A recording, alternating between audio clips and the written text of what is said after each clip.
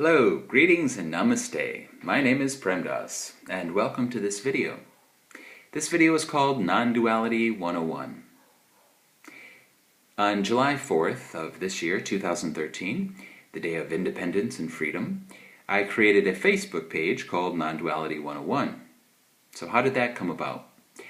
Well, I was jogging one day, and I just started to hear these Non-duality 101, non-duality in a nutshell, and I started to hear these three principles, or pointers, whatever you want to call them, appearing and disappearing in my consciousness.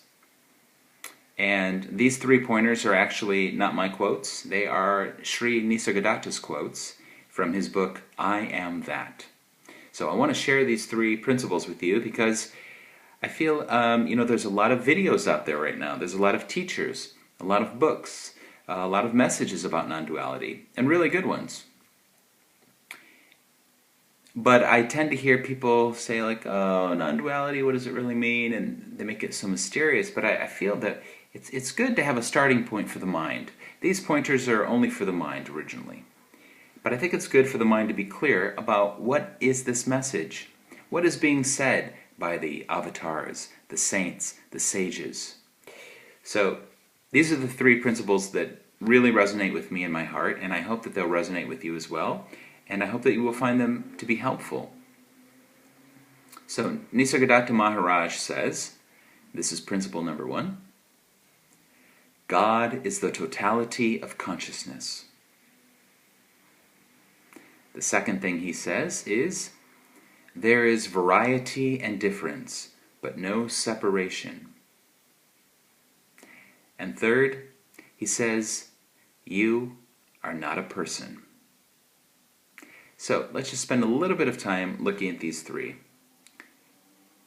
Number 1, God is the totality of consciousness. That means God is 100%.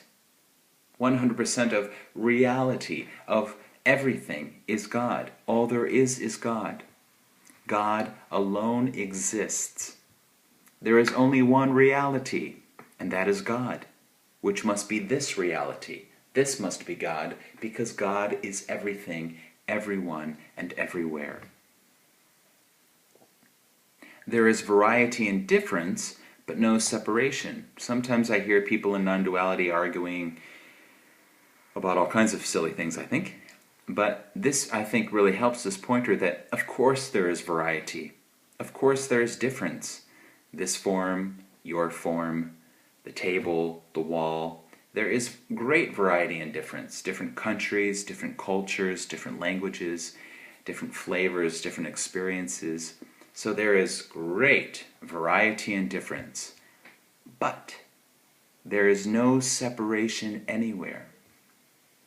So this one thing that is God, that is the totality of consciousness, has great variety and diversity, and that's what makes it so amazing. But there's no separation. It's not that you and I are one. In reality, it's that all there is one, and this oneness is expressing itself in billions and trillions, innumerable ways. Just like if you looked at the ocean, you could say, well, here's a drop of water, and here's a drop of water, and here's a drop of water.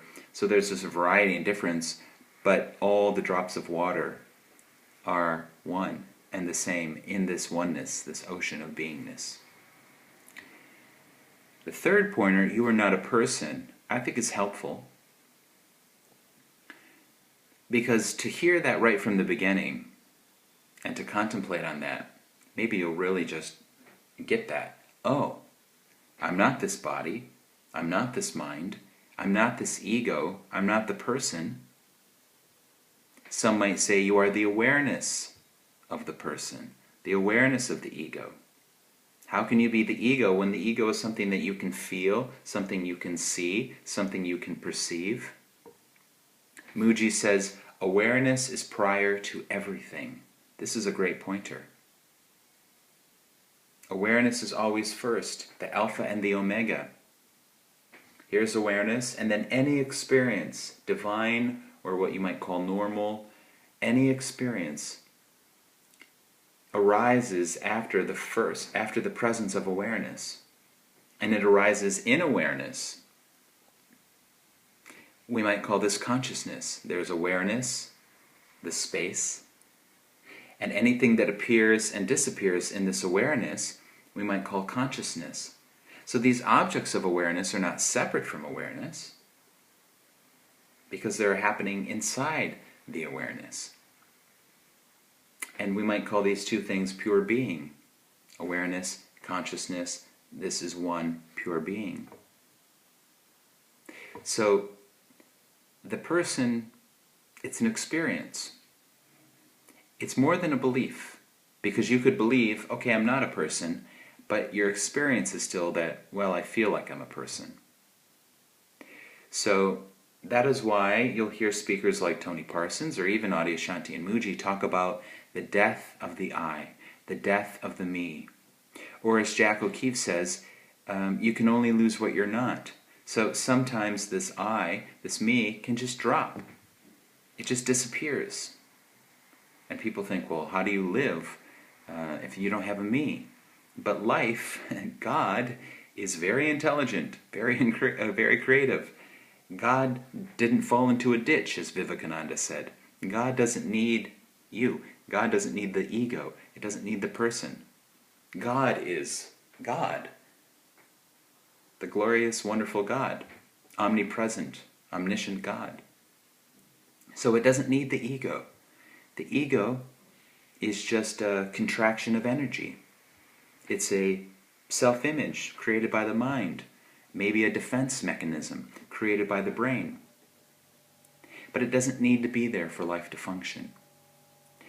Adyashanti has said, when the me disappears, when it goes away, he says there's sort of a fragrance left over, or a frame, I think he says, so there's like, if you want to get into percentages again, maybe there's a feeling of 5% self or something, I don't know.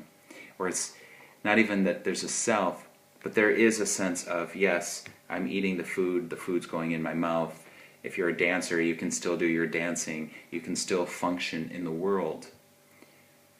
And that's the beauty. I've heard Tony Parsons talk about, even after the me dies, disappears, collapses, however you want to say it. In non-duality, there is still a unique duality that can happen. It doesn't mean that there's actually separation, but this body can have these thoughts and have this experience, and that body and this body and that body, they can all have their own unique experiences as well. So of course that's all happening even now. With 7 billion people on the planet, every person, human being, is having their own individual unique experience. So that still happens after awakening or liberation. But it's seen now that all is one. All there is this. This is no thing appearing as everything. This is the unmanifest appearing as the manifest. This is the absolute reality appearing as this. So, I keep checking the clock here. Once again, the 3 pointers of Non-duality 101. God is the totality of consciousness. There is variety and difference, but no separation. You are not a person. Those are the 3 points of Non-duality 101. And I think if they resonate with you, if you want to meditate upon them or think about them, you'll realize that a lot of these, if you're watching other satsangs and things like that, a lot of these issues are coming up. And I think these 3 pointers can sort of, I hope they can help the spiritual seeker, which of course is no spiritual seeker. There's only consciousness wanting to seek itself again, wanting to feel the fullness of its true nature. God is love, all is one. That's another way I like to speak about it. God is love, and all is one. Have a wonderful day, and namaste.